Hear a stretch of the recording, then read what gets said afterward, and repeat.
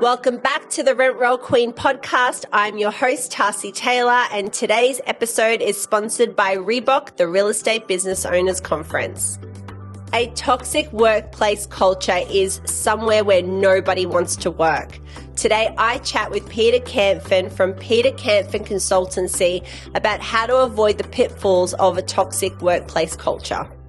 Welcome back to the show, Peter. Thanks, Tarsi. Lovely to be back with you again. Oh, I love it. And for the listeners who didn't hear the first podcast ever, can you please kindly introduce yourself? Okay.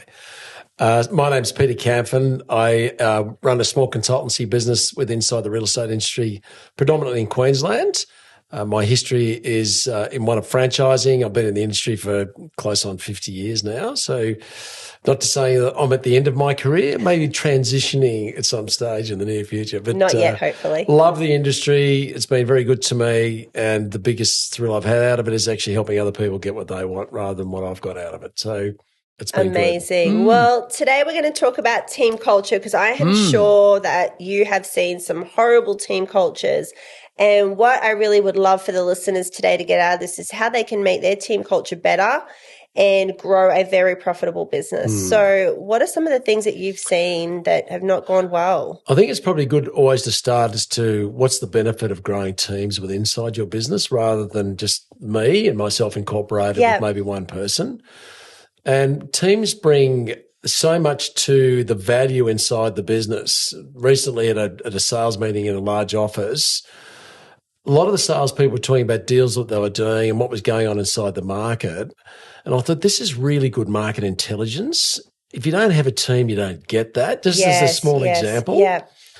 But teams, when you've got supportive teams and teams that work together properly and they all know where you're taking this business and they've told you where they want this business to go and we're on the trajectory and this is how we're going to do it, this is the strategy.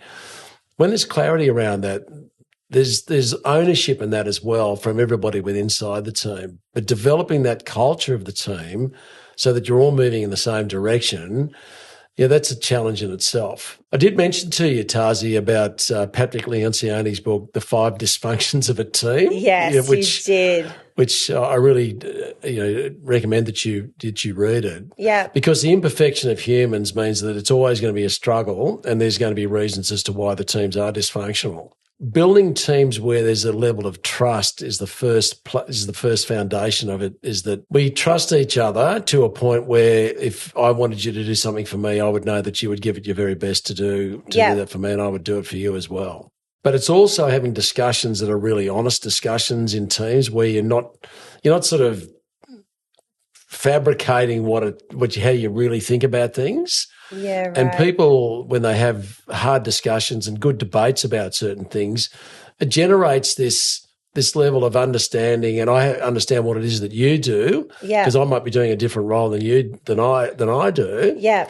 And recognizing that it's not all just about me; it's about how the team can work together and become more effective. Yes. So there's foundations and Patrick Lencioni puts it really well about how you develop a great team and identify the reasons as to why it's not working as a team and how we're going to change it. Yeah, I can't wait to read this book. Yeah, it's really good. I mean, look, like leadership, there's 100 books on building teams. Yes. But I think that the examples that they use exist in every team. So the culture within inside team starts with a leader. And as different people come into the team, they add their different flavours to the culture as well, which is really good because, you bring new and younger people into a business. And you have to bring youth into businesses because it creates the energy, it creates enthusiasm, creates just things are really happening here. They contribute more than people who say, for example, yes, mate, you've been there and done that and you've got the knowledge, but I want people around that, they're giddy up and let's get into this because it's really good fun, Yeah. Well, with culture too, you've got a lot of in business where, you've got a sales department, a property management department, and no one's talking to each other. Yes, well, that's because they don't see there's a selfish aspect to that as well, particularly from salespeople to saying, what benefit can you bring to me? But that's ignoring the customer or the client about what is it that this business brings together in a more comprehensive adjunctive services way. We just don't provide property management sales services. We do all these other things because if I'm a salesperson and I sell to an investor and hand that investor over to you as a property manager, I'm thinking that that person's going to be my future vendor in years to come, and it's going to be determined by how well you look after them. Yeah, that's right. Because I could sit there and email them to death for 15 years and might get on the shopping list to go and do a listing presentation, but it's going to be determined by what you do a lot, isn't it? Yeah. So I've got to back myself, or you've got to back you, that you're going to do your job correctly. Or if you refer one of the clients that you brought into property management and you want me to sell it, and you say, look, Peter's the guy inside the business who specialises in properties like yours, I'm going to refer you over to Peter, I can't let you down. I can't muck it up because it's going to reflect on everybody. Yeah. So teams that develop cultures where they know that the way that each person behaves is a direct reflection on anyone else that works in this business. Yeah. And we can work for years and years and years building a great reputation, and one person can destroy that in a heartbeat. Yes. Yeah. And often it's because of self-interest. Yeah, Is it about what they want from all of this? And once you get past that and you are a contributor to the team, it comes back tenfold. And everybody benefits from it, particularly the business. And it's not just in real estate agencies, it's everywhere. Oh, it is in every business. And like as a real estate leader, how do you manage it and mitigate any loss to your business through team culture? It's a broad it's not an issue, but it's a broad situation that develops in every business. Yeah. And making sure that people do take ownership of their actions. Yeah. And making sure that you're insisting on a level of performance that if people drop below that, or behaviour is that can be devastating for a business. What sort of behaviours? I'll give you an example. Look, there's a and it's not in the real estate industry, but I've mentioned this in a number of different conferences recently, but David Morrison, Lieutenant General David Morrison, was heading up the army in the late 90s, and he inherited a really toxic environment and behaviour environment within inside the army of misogynistic behaviour, and it was really out of control. And he was the author, I think it was either he or the Governor General at that time, used an expression, and the expression is, the standard you walk past is the standard you accept. Yes. And if you see something that's going on in your business that doesn't meet your expectations of standards, then you need to say something about it. Yes. You can't be part of a team and not say something about it.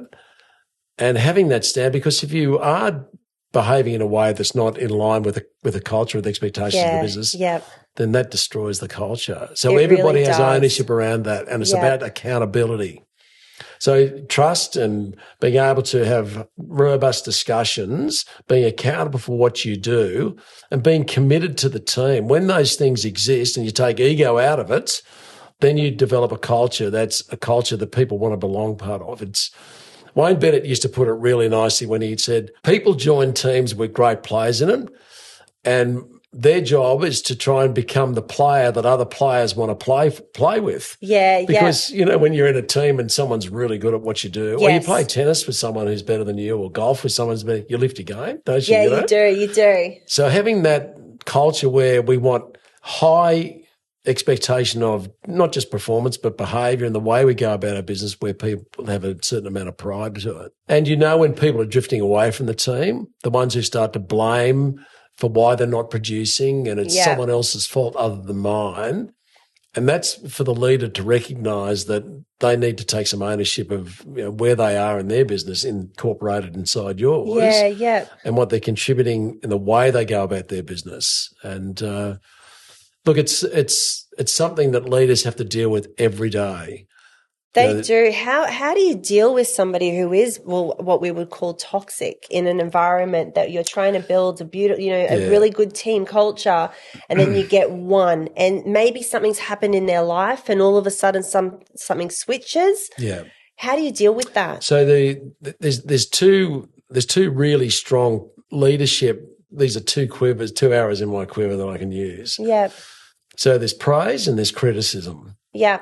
Praising people for doing a great job in public is one of the best things that you can do. Right. And do it meaningfully. Yes. You just don't say, oh, Tarsi, really good letting the other day. Yeah. It could be, if I was sitting in a property management team and I know that you'd worked a long, hard time to get this particular business, fantastic property, a block of units or whatever it might be, and I said to you, gee, that's really good, well done. But I could say, I've been watching you for some time now, and the work that you've put into securing that business from that lady and the effort you put into it was outstanding. And I just want to tell you how proud we are of you and what you've contributed to the business. That is amazing. That's totally different. It's a totally different delivery. Totally different. So when someone's not playing with a team, you don't do that publicly. You take them away and you sit down and you reinforce the expectations of behaviour and expectations of performance inside the business, because they should exist there for everybody to know. Yeah. We don't gossip. We don't have a bitchy culture. We don't operate for the self-interest of one person. We're here as a collective to make sure that we provide the best experience for our clients. Yeah. If we look after them and we play on the field well, the scoreboard will take care of itself. Okay? Yes. So addressing, and that needs to be done immediately so it can't fester. So when you've got a situation that people get together and go over to the coffee shop across the road and bitch and whinge and come back all bitter and twisted about how they are in their life, we jump on that straight away. Yeah. That's what great leaders do. Yeah.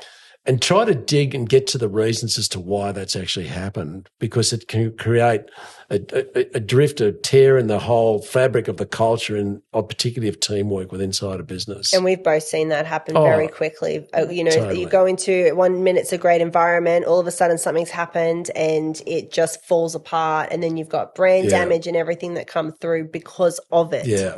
But if there's an issue, and if the issue, you're not performing or you've got a problem, just whether it's at home or whatever, and I know that's happening, because I respect you as a team member, I would speak to the principal and say, look, I just want to let you know that this is happening. I think you need to have a chat with Tarsi. Yeah, yeah. And I can try and do that, but that's not really my role. I can try and support you, but the principal needs to be involved in that. 100%. Yeah. Well, it comes from the leader, right? It does. Yeah, when you've got an effective leader, then everything else will basically happen. And don't get me wrong, we've got really effective leaders that, all of a sudden the team culture will switch change, and they've got to jump on that really quickly. The leaders, they've got to have their antenna up all the time and hearing what's going on. And good leaders, I'll know if I go into an office that I've been working with and a good leader will ask me something about what do you think about that? Yeah.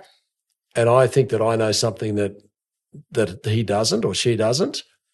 The good ones already know, but they just want to get my view on it. Yeah, right. Because they're switched up, they're tapped in.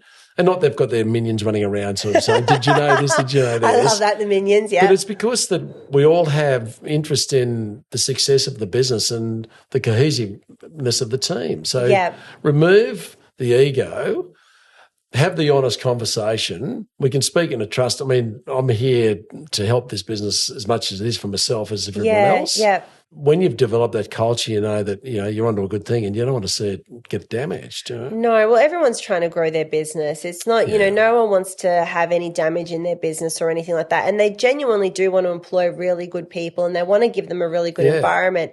I also think time is a big issue when it comes to leadership. Like that, some leaders don't take the time to work with the team and to have those conversations that you're talking about. It's like, I'll just do it later. If I hear a leader say to me, my door is always open, that just makes my skin crawl. Yeah, right. If there's an issue with inside, don't wait for it to come to you. Take it up straight away. Never, ever let something fester and sit, and you must address it immediately, because everyone else is waiting for that to happen, and how you deal with it will then send the message back to the team as what's acceptable and what's not.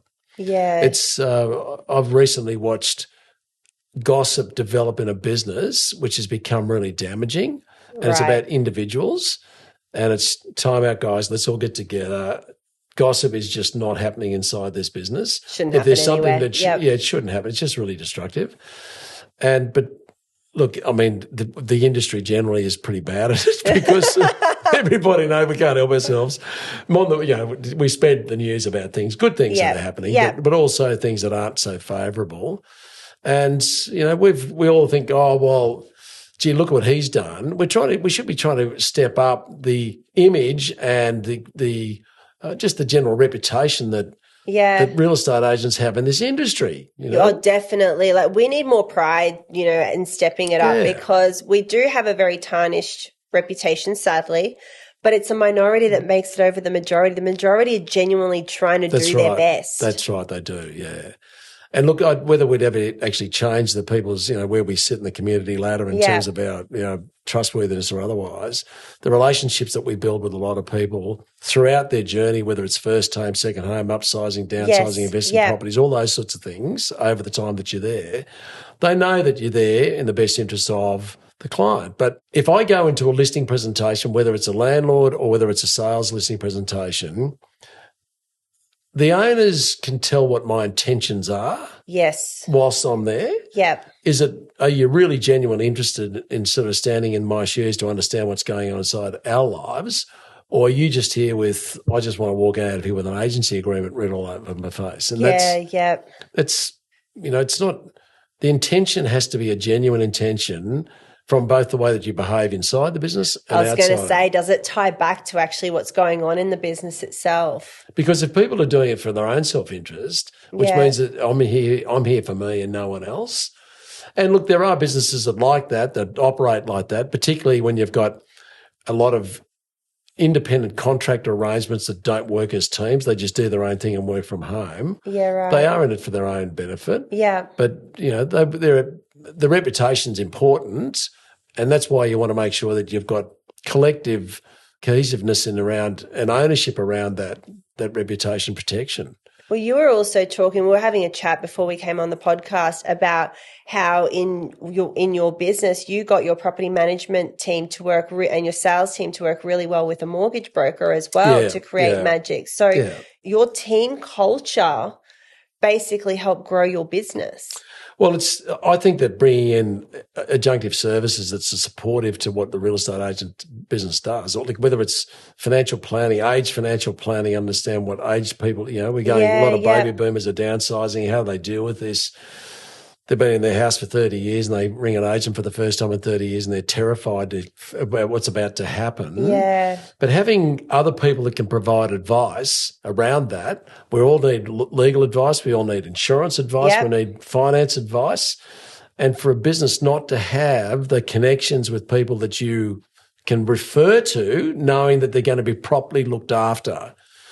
And that's the key is making sure if I send someone to you to sell my home or to sell a home of somebody that I know has asked me, and that I do get asked, who would you use? Yeah.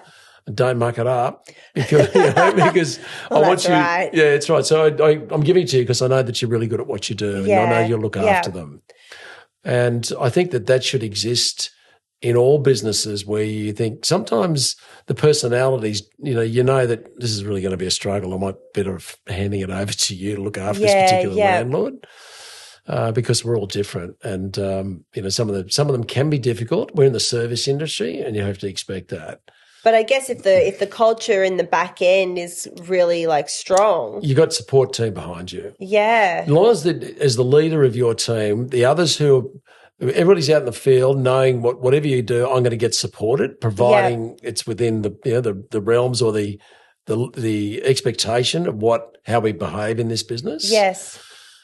The owners will always support.